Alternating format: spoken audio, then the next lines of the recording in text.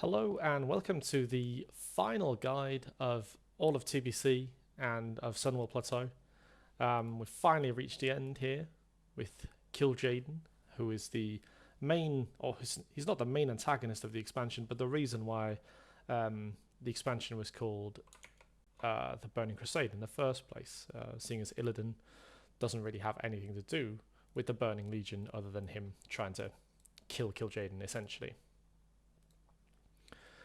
This fight is a 5-phase fight, just like a lot of the endgame bosses in TBC, like Kael'thas has had it, Illidan had it.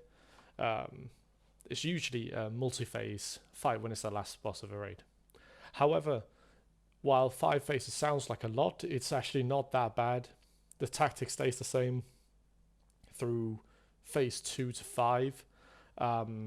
And every phase just adds another layer of abilities, and it amplifies a already occurring mechanic in the fight. Also, 5 phases is maybe a bit rich. You start off facing these hands of the Deceiver.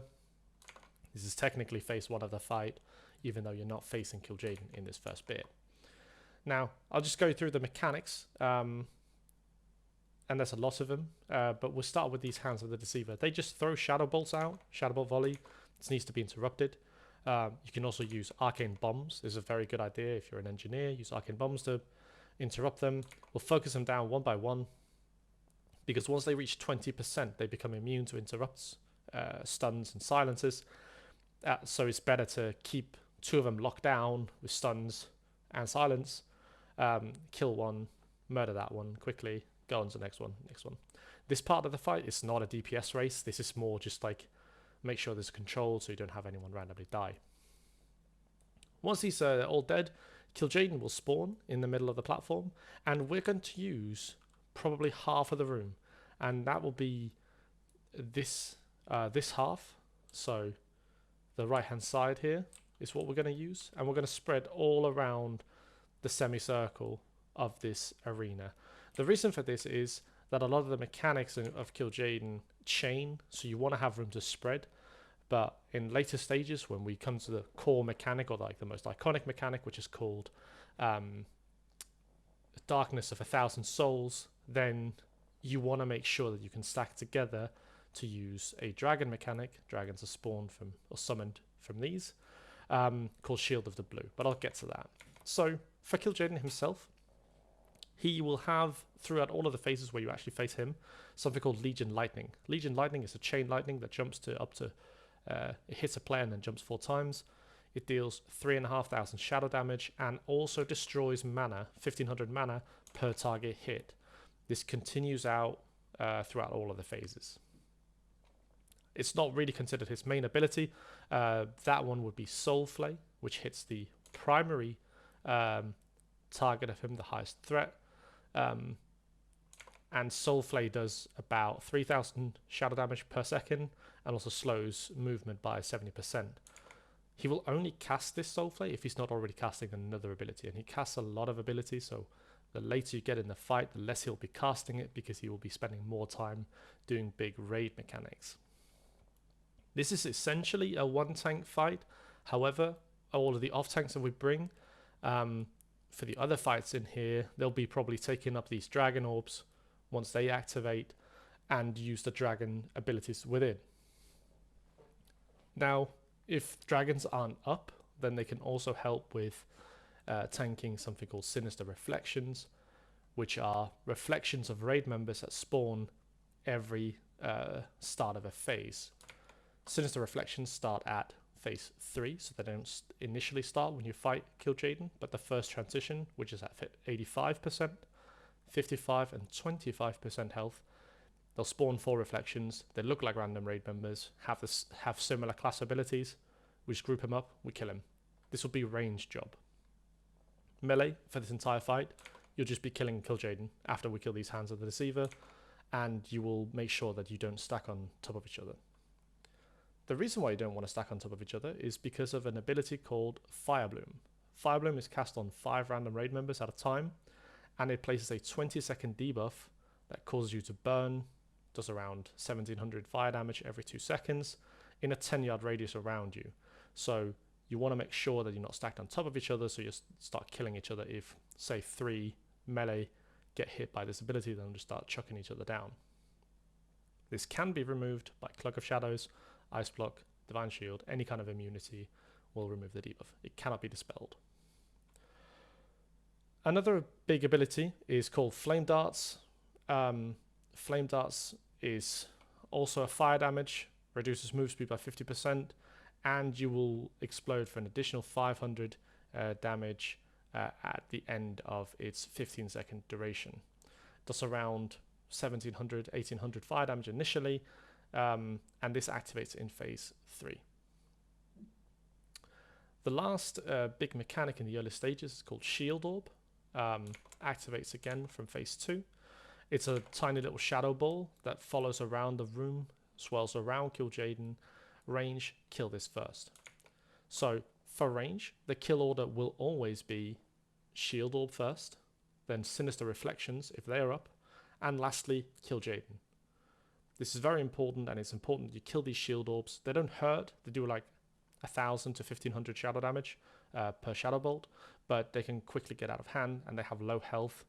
There's a lot of damage going out, and because we're spread, we can't really utilize Chain Heal or Circle of Healing very efficiently. So anything we can do to minimize rate damage is extremely important. So Shield Orbs first, Sinister Reflections second, Kil'jeaden third. Melee, you only kill Kil'jeaden. We don't have a lot of melee. Otherwise, if we were in a melee heavy comp, then we would probably have melee focus on the Sinister Reflections and have range focus on Shield Orb and then Kil'jeaden. This is what phase 2 and 3 looks like consistently. Then, like I said, every transition into a new phase at 85, 55 and 25% health, we have these Sinister Reflections, and shortly after a Sinister Reflection, Shadow Spikes will be thrown out. Shadow Spikes are like big purple spheres that are thrown out of Kil'jeaden and land after 3 seconds. They look like big void missiles. It's a 28-second cast when he's casting Shadow Spikes, and every 3 seconds these orbs are thrown out. Anyone hit will take 5,500 to 6,500 damage, so around the 6k mark of shadow damage, and receive 50% reduced healing. Now, initially, this might seem like a good idea to avoid. However, because of the Fire Bloom and the general idea of you wanting to spread, I think we'll just run with people standing still for this. Soak up the damage, get any sort of like shield on you if you have it prior, chuck a health potion before it lands, not after, because after you have the 50% reduced healing. Anything to keep yourself alive. If you have a small defensive cooldown, use that, but otherwise don't move. So it's a mechanic we ignore mostly and just soak up the damage. It shouldn't kill at this point, and the other stuff shouldn't kill either. However, if you see that you're low, you can run away from the spot. It's a 10-yard radius, I believe, so you should be able to move away from it. Just make sure that you don't run into someone with Fire Bloom. That's basically it. As we progress further in, he will do this Darkness of 1,000 Souls. You will see it because Kil'jeaden will close his wings up in front of him. At this point in time, we'll have someone in dragon form that will throw down Shield of Blue. I'll go through the dragon mechanics in a second, which is a big, it looks like an arcane bubble. We'll stand in it. You take 95% reduced magic damage, or damage in general, but you also deal 95% less, so you don't bother damaging inside of it. However, healing still works properly, I believe. So you can still heal inside of it, but damage is pointless at this stage. You only stay in this bubble to avoid the Darkness of 1,000 Souls. As soon as that blows off, you go back out into the spread, and we continue the fight as we did before. The last mechanic, which starts in phase 4, is Armageddon, where meteors spawn over the heads of players and just slowly fall to the ground. If you're hit by this, it's 10,000 damage. You can see like a hellfire ring below you to indicate that's where it's going to impact. It's important to move out of this. This is also why you don't want to move from the Shadow Spikes, because you can also accidentally run into one of these. The meteors aren't placed very often to begin with, but they ramp up a lot in phase 5, and same goes for all the other mechanics, that they come more frequently as the phases progress. The last bit is the dragon orbs. Every now and so often the dragon orbs will activate, and we'll have off tanks click them. They then turn into a dragon that has 3 abilities: Breath Haste, Breath Revitalize, and Shield of Blue. Whenever these abilities are off cooldown, they should call out Breath Haste, or like just group for breath, and then we'll use the Breath of Haste, Breath of Revitalize, because they give buffs. Breath Haste gives a attack speed, casting speed, movement speed buff by 25%, so 25% haste to everything for 30 seconds, but also grants immunity to movement reducing effects. This is essential to avoid all of the mechanics falling on your head, on top of all the unavoidable damage going out. Revitalize, Breath Revitalize, restores 2,250 health and mana over 10 seconds. This is incredibly important, especially for healers, because there's a lot of damage going out, but also because of the Legion Lightning that saps mana from everyone hit. So if we get unlucky and healers get sapped a lot, they might be running low on mana during this fight. So Revitalize is important to keep up very often. Again, the most important thing here is communication. Just shout, group up for this, group up for breath, and we group up. The last ability as a dragon is Shield of Blue. Like I said, it's only used during Darkness of 1,000 Souls. However, Shield of Blue is only on for 5 seconds, while the cast time on Darkness of 1,000 Souls is 8. So make sure that you don't cast it instantly. Wait till the cast is halfway through, then you pop it, so that we don't actually die even though we're standing in the bubble. The bubble also ticks away 10% of your health as a dragon every second for 5 seconds, so you can only use it twice and then you get thrown out and you have to activate a new orb. Look around the room to see which orb you can gather, and make sure that you don't pilot the dragon into some of these falling meteors, because they can also take damage from that. Okay, I'm just going to go through the fight and you can see what's going on. So like I said, initially we fight these hands of the Deceiver. Armageddon on retail. They summon these imps, kill these imps. They do lots of damage around them. They're really annoying. They're similar to the Gauntlet imps, so you just want to make sure that these die. It's a good idea not to stack these Hands of the Deceiver because of this, so we'll try and keep them a little bit spread. Range, focus these. Melee, use or spread around for interrupts, etc., just so we get good interrupts on these Deceivers. Once these Deceivers die, Kil'jeaden is summoned. It's a fucking epic entrance from him. I'll give him that much. And we spread around this half of the room. Now, he uses Soulflare on me. Here's the Legion Lightning. That's what that looks like. And then Soulflare again. So as you can see, there is like other casts going out. It's not just pure tank damage. This is the Shield Orb. Just kill that. Easy. And other than that, it's tank and spank. Make sure that the main tank actually is top of threat. Just let him grab it, just so we don't have someone randomly hit by Soulflame. Now, I've transitioned him into phase 3. There's a Shadow Spike thrown out. That's the one. And these Sinister Reflections. So you just want to dodge these when I'm just alone. But normally we'll just stand still. So I'm just going to tank it here. You can see debuff. Here you go. Healing effect reduced by 50%. And we just have range kill these Shadow Reflections. Or Sinister Reflections.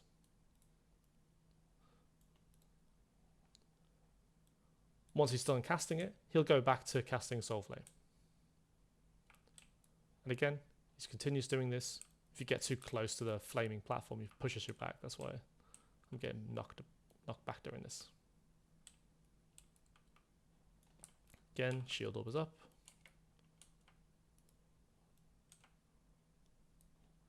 Here's the Flame Darts. Again, move speed is reduced.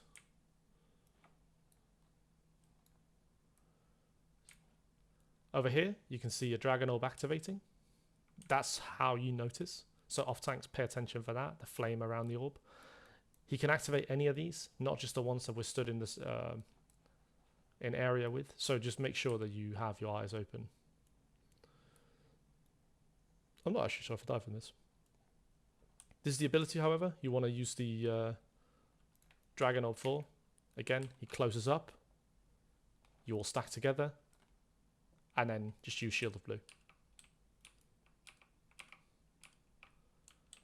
Okay, going to transition him into phase 4. Again, Sinister Reflections up. Right after that, we get these Shadow Spikes. Again, when we actually do the fight, we won't dodge them like this. But just to show it can be done. You don't have to run very far. But if you're running into people with other debuffs, then just stand there and tank it. Again, killing up these. And you see more of the abilities that he's going to throw out. And yeah, melee, you can just stay in this red area here, the red circle around him.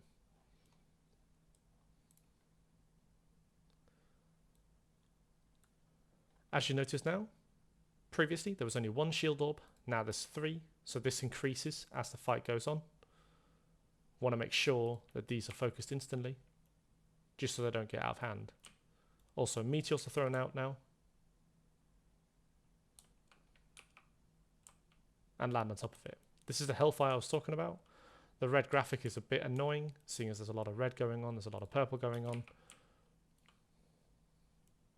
And you just want to make sure that these shield orbs are down, and you try to avoid these meteors falling.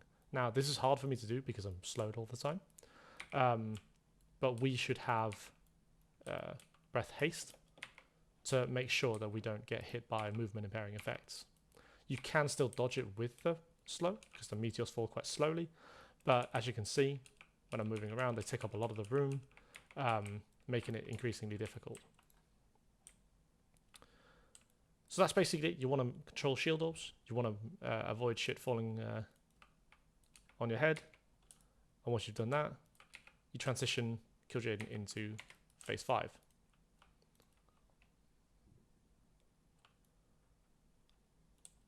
When it's phase 5, he'll start casting a lot more meteors, so these will start dropping quite fast. He'll also summon even more shield orbs. Again, want to focus those down. And he'll start casting Darkness of 1,000 Souls a lot more frequently as well. Demon Hunter here, so I can get past some of these gimmicky mechanics.